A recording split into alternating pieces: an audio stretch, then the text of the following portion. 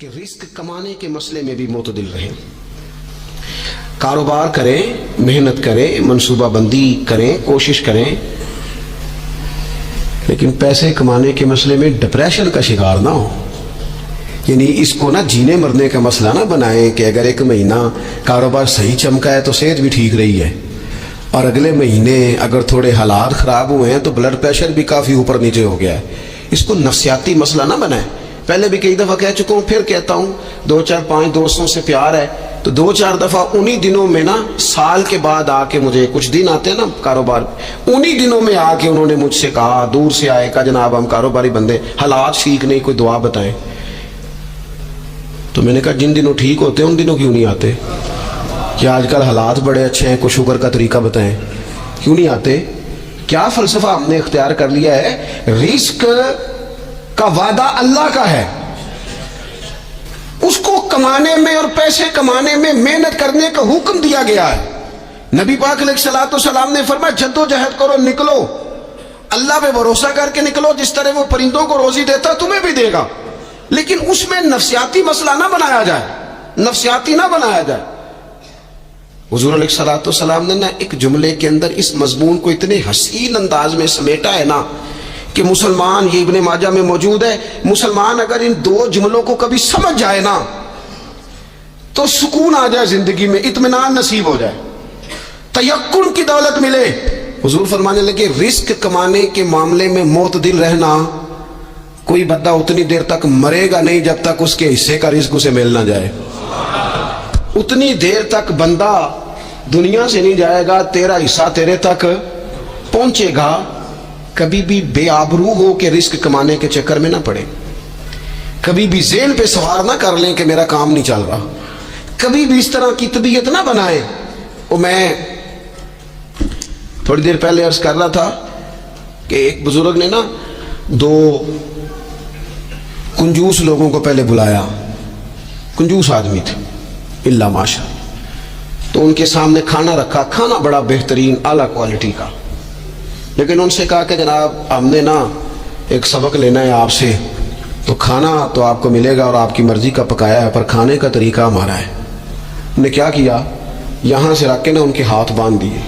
وہ پرانے زمانے میں جو جراح ہوتے تھے، بازو ٹوٹ جاتا تھا تو باندھ دیتے نا لکڑیاں رکھ کے، تو لکڑیاں رکھ کے نا ہاتھ باندھ دیے تاکہ یہ جوڑ موڑ نہ سکے، تو یہاں سے ہاتھ باندھ دیے کہ روٹی کھاؤ۔ کنجوس بندے تھے۔ اب انہوں نے لقمہ اٹھایا، ہاتھ بندھا ہوا، یہاں سے لے جا کے جب منہ میں پھینکا، وہ کپڑے بھی سارے الجھ گئے، حال بھی خراب ہو گیا، پر کھایا انہوں نے مزہ لے کے پورا۔ وہ بڑی بری حالت ہو گئی، وہ کنجوس تھے، دونوں کو دسترخوان پہ روٹی کھائی جا رہی۔ اب ان دونوں کو سمجھانے کے لیے کہا کہ اب ہم تمہیں 2 اور لوگوں سے بھی ملواتے ہیں۔ اب 2 وہ بندے بلائے جو دل کے سخی تھے، جو رزق کے معاملے میں اس کا زیادہ حریص نہیں تھے، ان کی بھوک جو تھی وہ کہیں دور تک دکھائی نہیں دے رہی تھی۔ انہوں نے کہا جناب ادھر آئے آپ دونوں بھی، ان کے بھی ہاتھ باندھ دیے گئے، کہا آپ نے روٹی کھانی ہے، آپ نفیس لوگ ہیں، ناراض نہ ہوئیے گا، سخی بندے ہیں، پر کھانا آپ نے کھانا ہے، پر ہماری مجبوری ہے، ہم نے آپ کے ہاتھ باندھ کے روٹی دینی ہے آپ کو۔ وہ 2 بندے بھی آمنے سامنے بٹھا دیے گئے، کھانا چن دیا گیا، ہاتھ یہاں سے باندھ دیے گئے، لیکن وہ سخی تھے۔ انہوں نے کہا جناب کوئی مسئلہ نہیں، اللہ تعالیٰ توفیق دے گا۔ انہوں نے کیا کیا، وہ لقمہ لگاتے اور ایک دوسرے کے منہ میں ڈالنا شروع کر دیتے، کھانا بھی کھا لیا، کپڑے بھی بچ گئے، نفاست بھی قائم رہ گئی، اور کسی قسم کی کوئی پریشانی آئی، کام خاصا مشکل ہے کسی کے منہ میں لقمہ دینا، یہ کام بڑا مشکل ہے، یعنی کھانا آ جائے، پک جائے، پاس پہنچ جائے، اور پھر اسے توڑ کے بنا کے اتنی محنت کر کے دے کسی کے منہ میں دینا۔ لیکن یہ دے کے دیکھو کپڑے بچ جائیں گے انشاءاللہ، نفاست نظر آئے گی، حسن نظر آئے گا، خوبصورتی نظر آئے گی، اس میں لطافت محسوس ہوگی، اس میں لگے گا کہ یہ بندہ ایسا ہے جسے اللہ تعالیٰ نے اپنے فضل سے عطا فرمایا ہے۔ تو غیر معتدل طریقہ بندے کو رسوا کر دیتا ہے، رسوا کر دیتا ہے۔ وہ مال کمانے تو نکلتا ہے لیکن وہ کمزور ہو جاتا ہے، اس کا مزاج اور طرح کا ہو جاتا ہے۔ میں نے دیکھا ہے، وہ جناب ساری دنیا چھٹی پہ ہے لیکن اس نے کہا چلو آج میں دکان کھول لیتا ہوں، گاہک کہیں بھی نہیں آئے گا، تو چلو سارے آج مجھے مل جائیں گے، ایسا نہیں ہوتا. رزق اللہ نے تقسیم فرمایا ہے، اور جس کا ہے وہ اس تک پہنچ جاتا ہے. تو غیر معتدل طریقہ اور رسوائی والا طریقہ کبھی بھی اختیار. اسی طرح کا معاملہ سخاوت میں ہے. نبی پاک علیہ الصلوۃ والسلام نے فرمایا کہ جب صبح دن چڑھتا ہے تو فرشتے دعا کرتے، کہتے یا اللہ سخی کو زیادہ عطا فرما، اسے زیادہ دے. حضور فرماتے ہیں جو سخی ہوتا ہے نا، یہ لوگوں کے بھی قریب ہوتا ہے، اللہ تعالیٰ کے بھی قریب ہوتا ہے، اور جنت کے بھی قریب ہوتا ہے.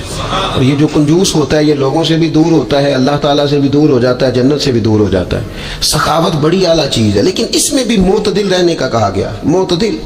کچھ لوگ ایسے ہیں جو سخی نہیں ہوتے. یہ میں کوشش کروں گا تشریح آپ کے ذہن کے مطابق کر لوں. سخی مزاجن سخی، لیکن اگر کبھی چڑ جائے نا، وہ جتنے مرضی پیسے لے لو ان سے، مزاج میں سخاوت نہیں.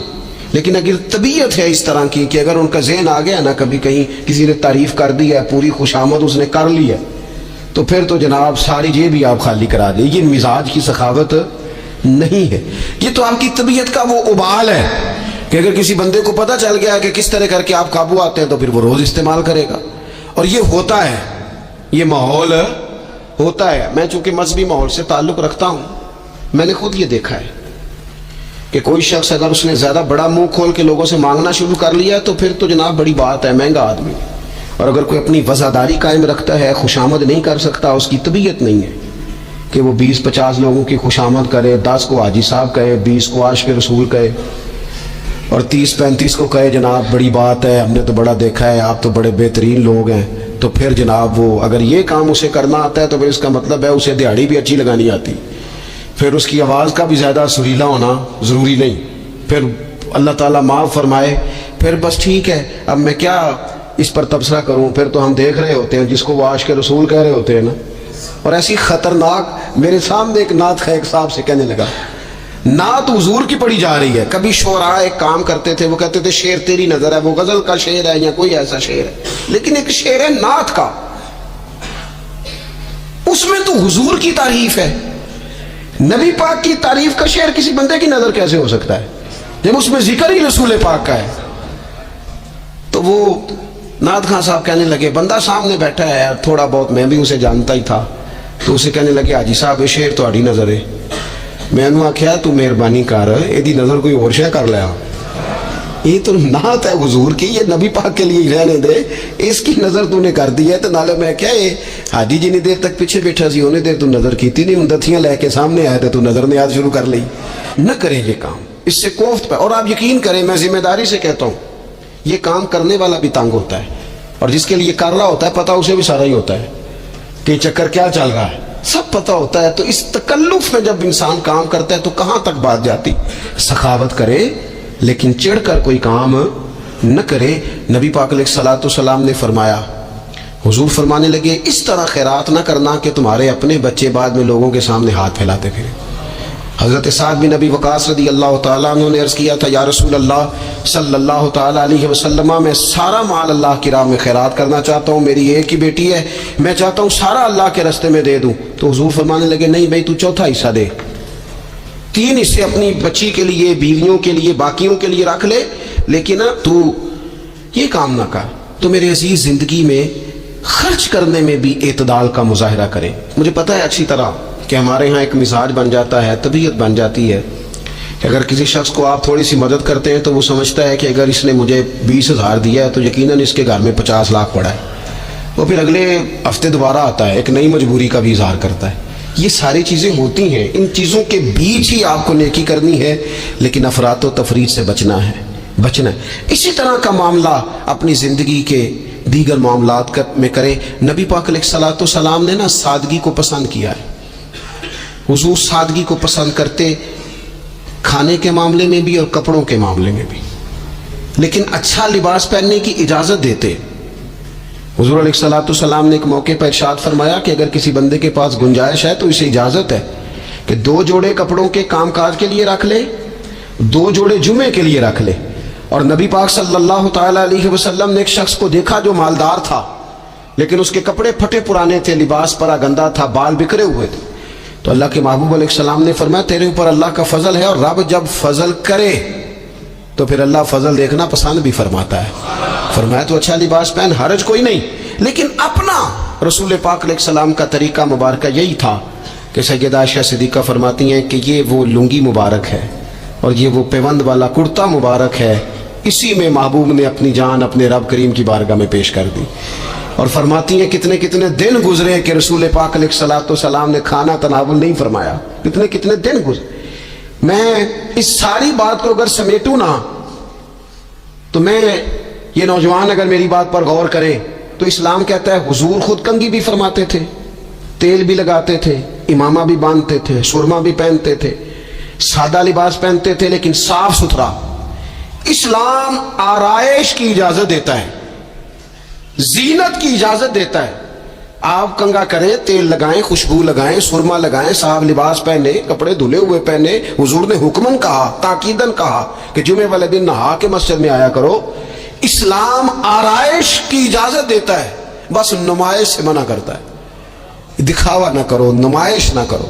یہ نہ کہو کہ میں نے اتنے لاکھ کا پہننا ہے ذرا لاکھ پتہ جائے لوگوں کو.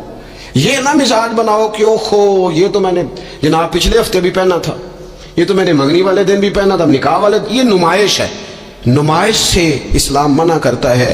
اللہ کے پیارے رسول صلی اللہ تعالی علیہ وسلم نے فرمایا جس نے دنیا میں شہرت کا لباس پہنا، اس طرح کا لباس پہننا چاہا، اس طرح کے کپڑے زیب تن کرنا چاہے جس سے محسوس ہو کہ میں ایک بڑا آدمی ہوں، میں مالدار آدمی، جس نے دنیا کے اندر شہرت کا لباس پہنا، اللہ قیامت کے دن اسے ذلت کا لباس پہنائے گا. یہ بہت دل کیوں نہیں رہا؟ اس نے کیوں حد سے تجاوز کیا؟ اس کو اس طرح نہیں کرنا چاہیے تھا. رسول رحمت صلی اللہ تعالی علیہ وآلہ وسلم نے ہمیں جس چیز کی اجازت دی ہے وہ کام ہم کر سکتے ہیں، اور جس سے نبی پاک علیہ الصلوۃ والسلام نے ہمیں روکا ہے اس کام سے ہم نے بچنا ہے.